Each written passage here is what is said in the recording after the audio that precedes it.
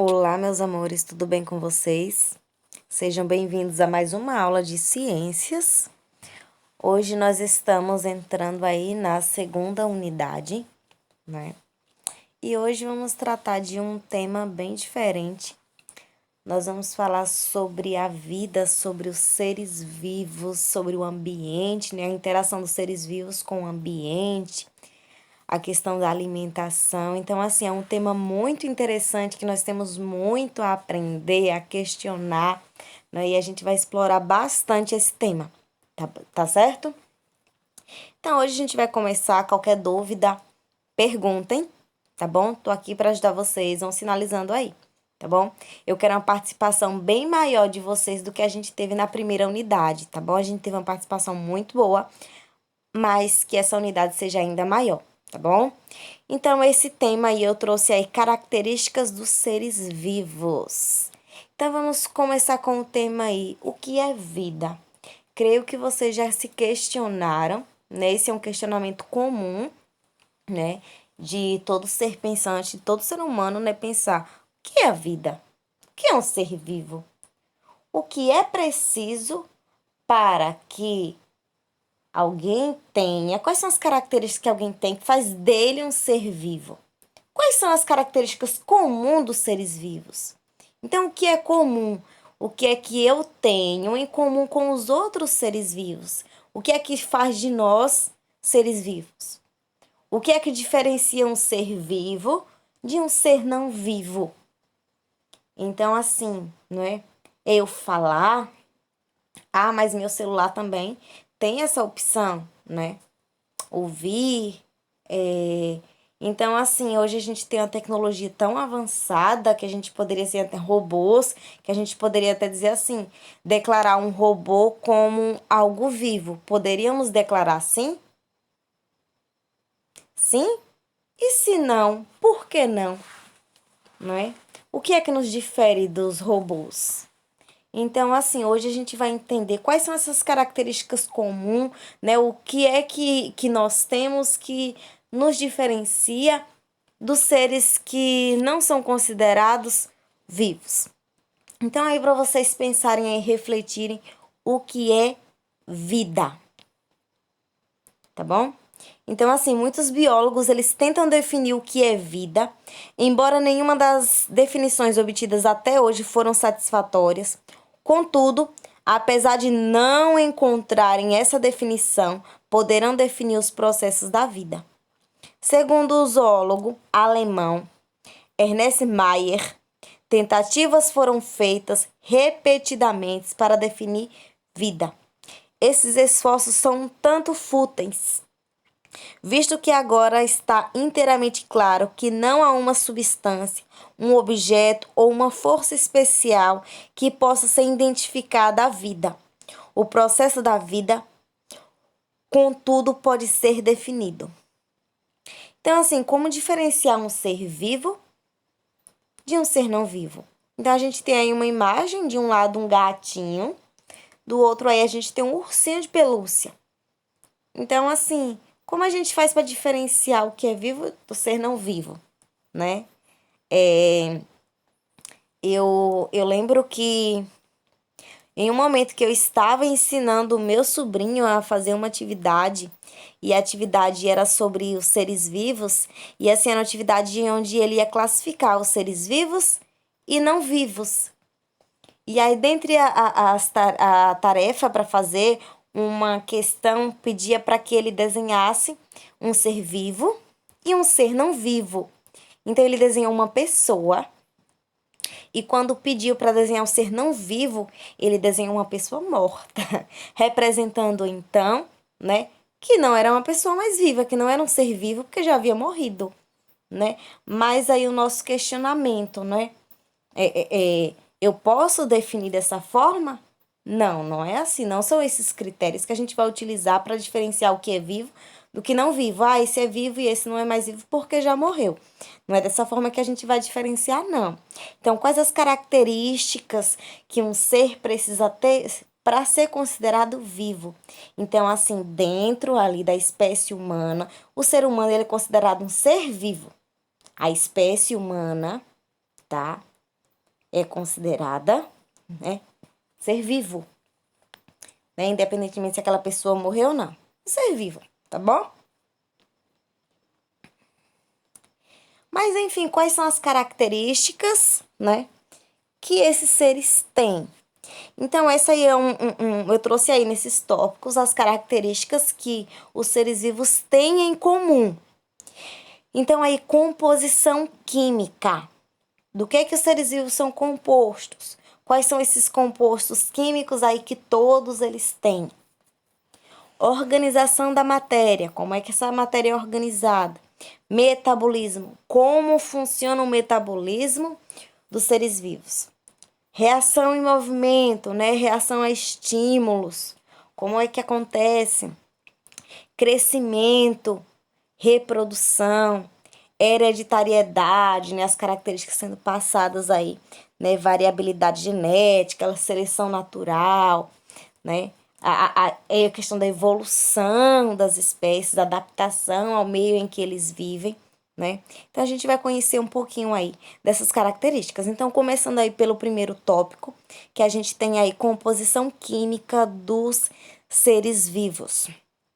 São as substâncias que compõem organismos dos seres vivos. Essas substâncias são formadas por átomos.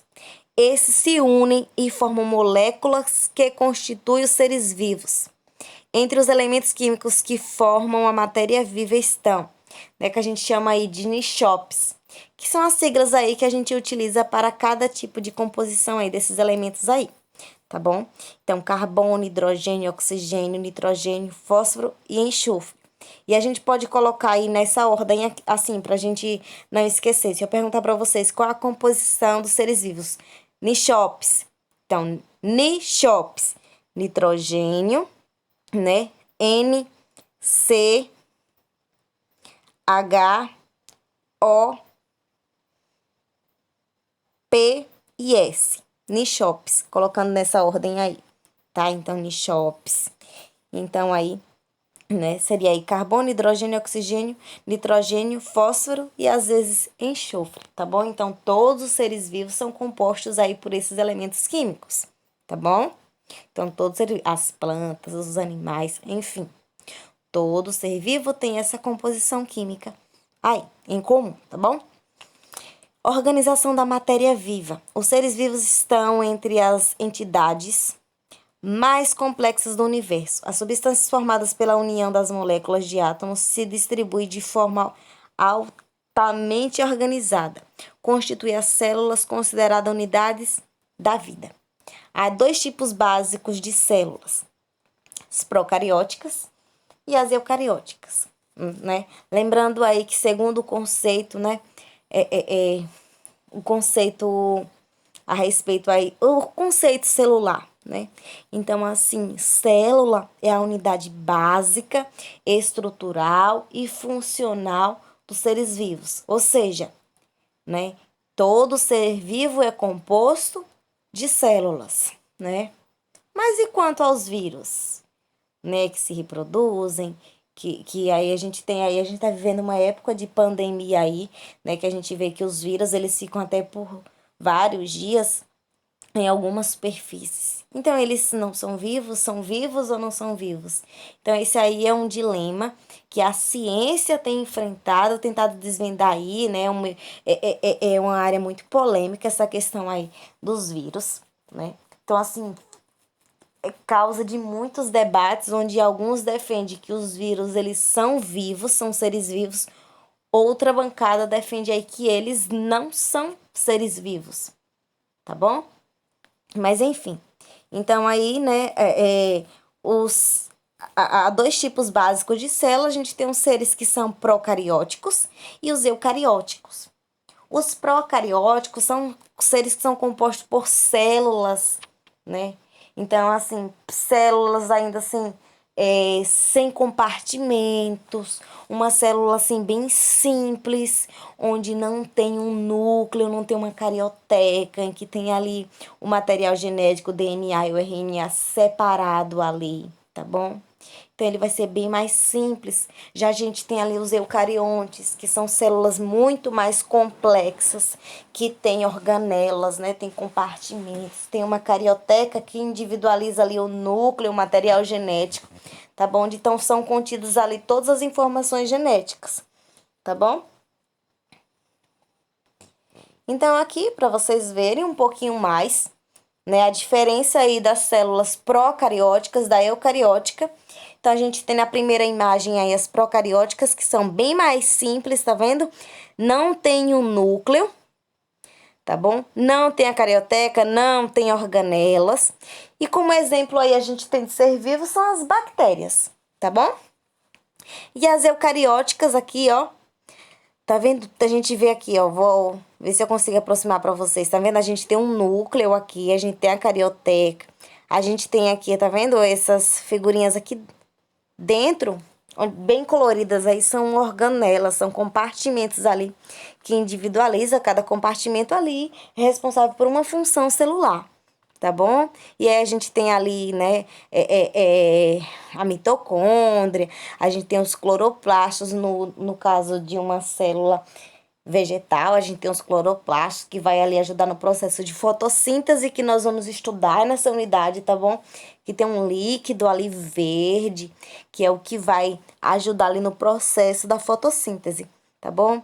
E aí que tem aí, né, o retículo endoplasmático, enfim, as organelas ali que ficam contidas aí nessa célula, tá bom?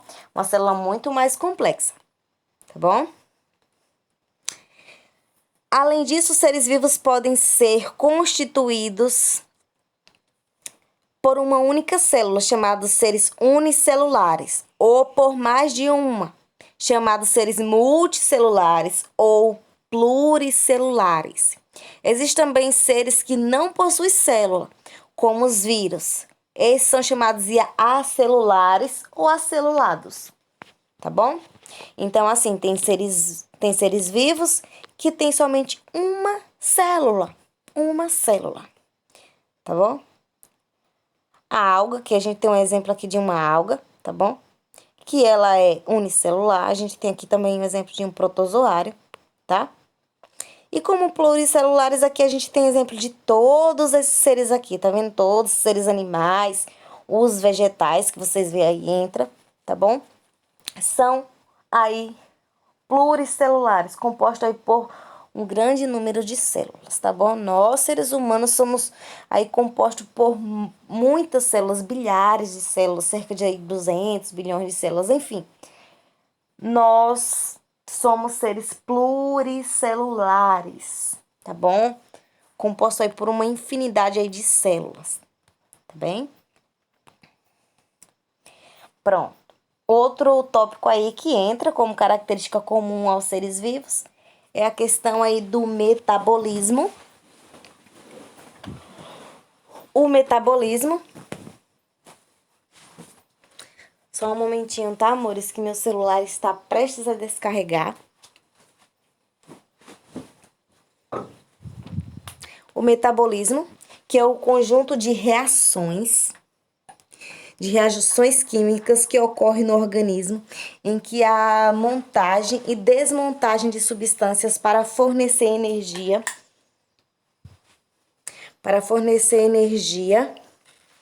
e nutrientes às novas células. Essa atividade constitui metabolismo, que é dividido em anabolismo, moléculas simples, são transformadas em moléculas complexas. Como exemplo aí a gente tem a fotossíntese. E a gente tem aí o catabolismo, que é o inverso. Então, moléculas que são complexas são desmontadas e formam moléculas mais simples, como aí, por exemplo, a respiração celular, tá bom? Então, aí, metabolismo, a gente tem como exemplo aí, né, anabolismo e catabolismo. Anabolismo, então aí, moléculas mais simples transformam-se em moléculas mais complexas. Como exemplo, a gente tem aí a fotossíntese. O catabolismo faz o inverso. Então, moléculas complexas são desmontadas e formam-se moléculas mais simples, que a gente tem como exemplo a respiração celular. Pronto. Outro tópico aí que entra como uma característica comum aos seres vivos é a questão aí da reação e movimento. Então, os seres vivos são capazes de reagir aos estímulos do ambiente, seja a procura de alimento, movimentação ou fuga de predadores. Organismos complexos, como os mamíferos, possuem órgãos especializados em receber estímulos ambientais, como os nossos sentidos. As plantas também apresentam reações a estímulos, como os girassóis, que se movem em direção à radiação solar, e as folhas da sensitiva, que fecham ao serem tocadas. Eu acho que vocês já ouviram falar muito sobre o girassol. O girassol, ele sempre vira, né, a sua flor, ela está sempre posicionada para a luz do sol. Então, ela reage a esse estímulo. Ela vai se direcionar para onde a luz está, tá bom? E esse daqui, né, quem mora na zona rural, então, assim, deve conhecer muito, né? Ela é a plantinha que é chamada sensitiva. Eu conheci aí, eu a conhecia, né, pelo menos por uma boa parte da minha vida aí, né, como malissa, né? A gente tocava, ela fecha as folhinhas. E ela é bem interessante, ela é sensível ao toque, então ela reage a estímulos, né? Nós reagimos a estímulos.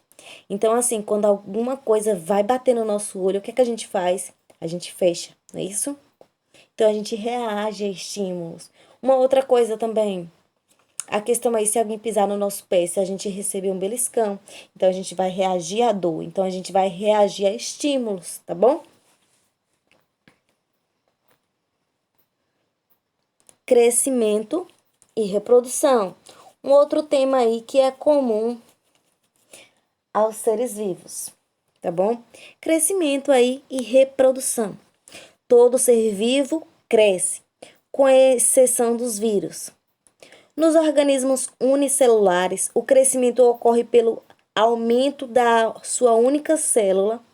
Já os organismos multicelulares crescem pelo aumento do número de células em seu corpo, onde a célula-mãe origina duas células iguais.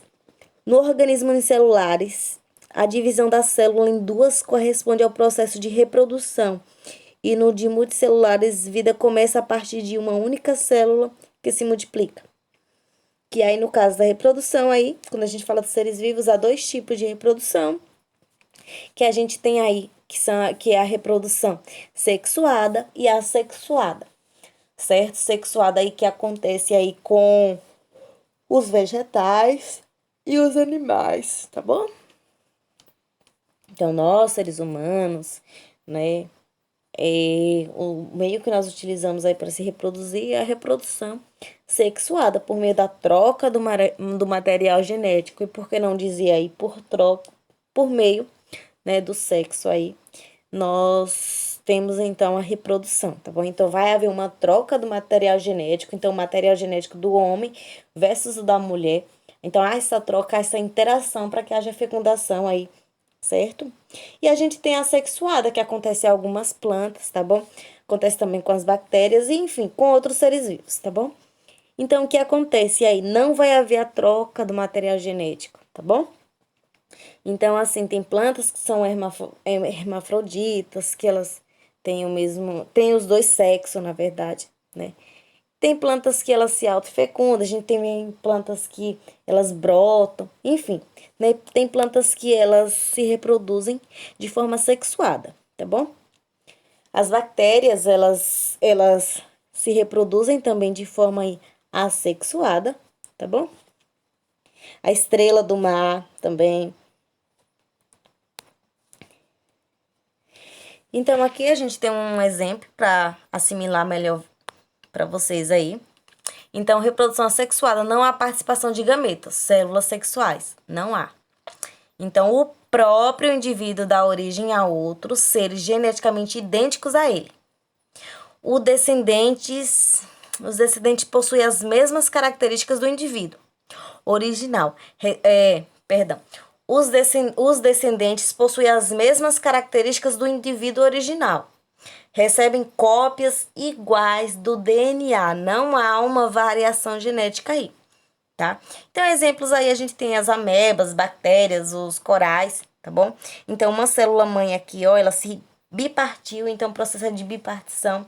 Toda vez que a gente ouvir a palavra bi, a gente tá se referindo a dois, tá bom? Esse termo é até utilizado aí para bissexual, né? Que a gente sabe que gosta, né? Na verdade, se relaciona com os dois sexos. Enfim, toda vez que a gente vê em ciência esse termo bi, a gente tá falando de dois, tá bom? Então, bipartição, então, se divide aí em dois, tá bom? Então, no caso, essa célula aqui, ó, se dividiu em duas, tá bom? E no caso aqui da reprodução sexuada, ocorre sim a participação dos gametas. Então, vai precisar do gameta feminino, vai precisar do gameta masculino. No caso de nós seres humanos, vai precisar do gameta masculino, que é o espermatozoide, e do gameta feminino, que é o óvulo, para que haja, então, a união desses aí, né, fecundação, e então haja aí a reprodução, tá bom? Os descendentes são geneticamente diferentes, sim, porque os gametas, eles vão carregar o DNA, então leva DNA do masculino e DNA feminino. E essa interação aí, perdão, essa união, essa interação aí dos gametas é o que vai dar as características aí para esse novo indivíduo. Os descendentes resultam da combinação das características dos pais. Então, a maior variabilidade genética. Exemplos aí, a gente tem os animais e as plantas, tá bom? Aí um exemplo aí do espermatozoide fecundando o óvulo, tá bom?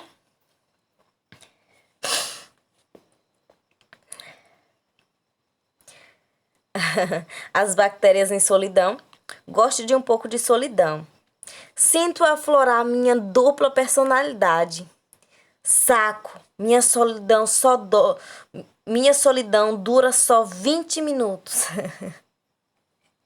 Então, assim, ó, gente, é uma tirinha aí, tá? De um moço, se não entenderam, eu vou até fazer a leitura de novo, tá? Bem interessante aí. Então, assim, o processo de reprodução aí é muito rápido das bactérias, tá? Dura só 20 minutos. Então, assim, ela era uma célula sozinha, de repente já se dividiu, já se tornou duas, quatro, e assim vai. Então, assim, é muito rápido. Então, por isso, assim, que ela diz assim, gosto de um pouco de solidão. Sinto aflorar minha dupla personalidade. Então, aqui é o momento que ela tá se dividindo, quando fala assim, aflorar minha dupla personalidade, né? Tá se duplicando aí, né? Se bipartindo em dois aí, geneticamente iguais. E em 20 minutos aí, né? A gente já tem aí uma outra célula aí. Hereditariedade. Uma outra característica aí comum aos seres vivos. Então, características ligadas à reprodução, no qual um ser vivo transmite a seus descendentes um conjunto de características genéticas sobre a organização típica de sua espécie. Essas instruções genéticas estão presentes na molécula do DNA. Então, aí, evolução aí.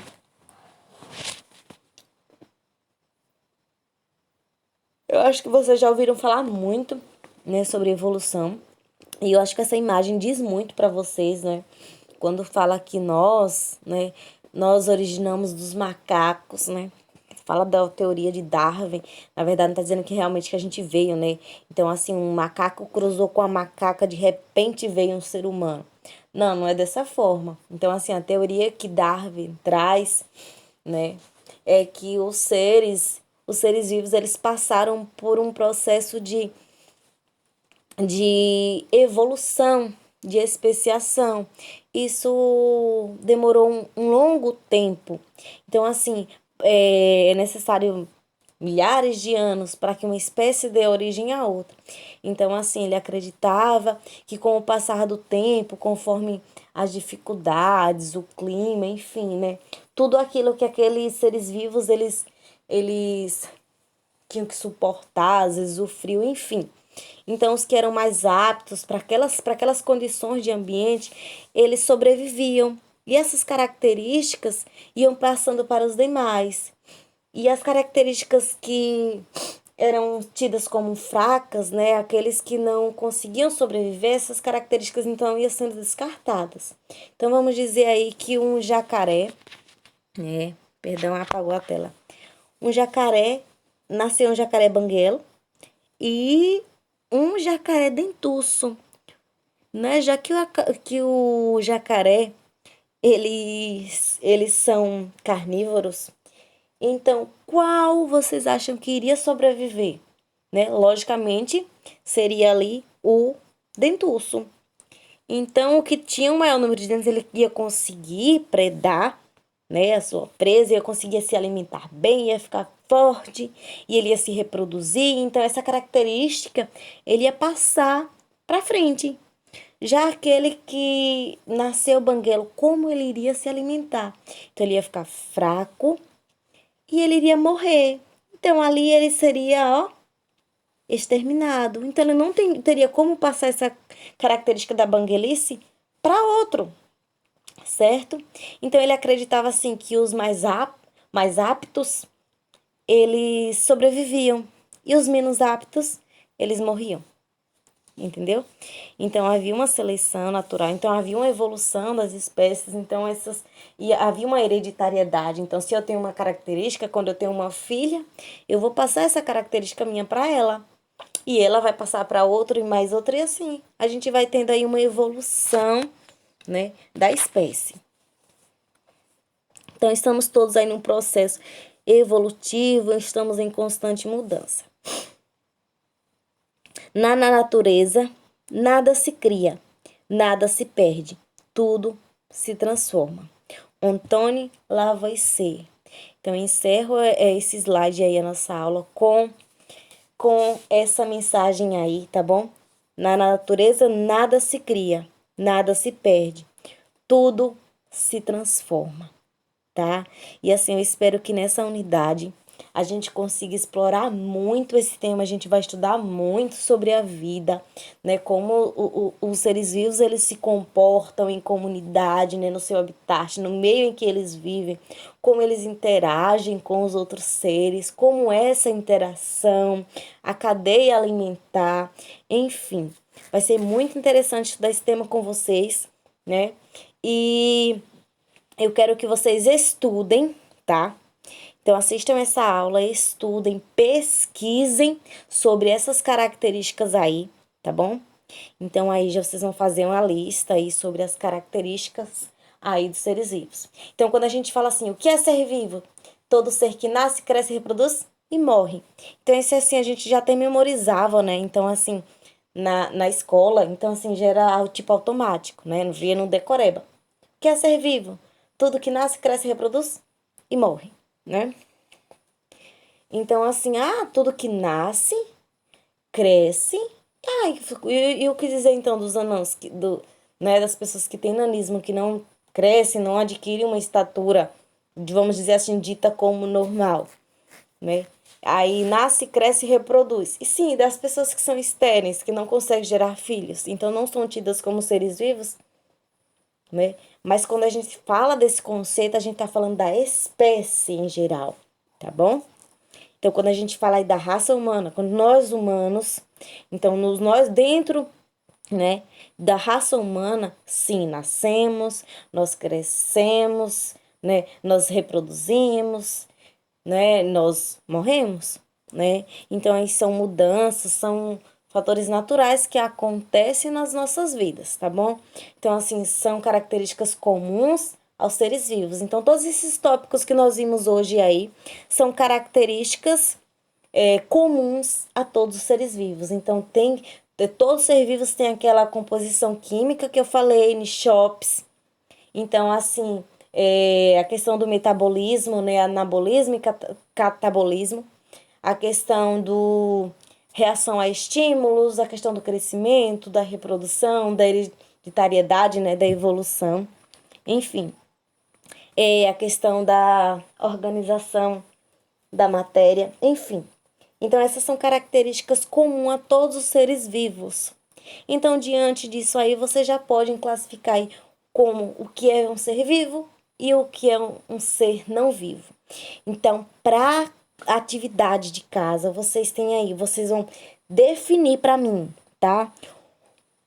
Diferencie um ser vivo de um ser não vivo, tá bom? Então, vocês vão diferenciar o que é ser vivo e o que é um ser não vivo, tá bom? Então, para essa aula aí, eu quero que vocês me respondam isso, tá bom? Então, me mandem no privado e é isso, tá bom? Estou aqui à disposição de vocês, qualquer dúvida é só me chamar. Beijinho, bom estudo!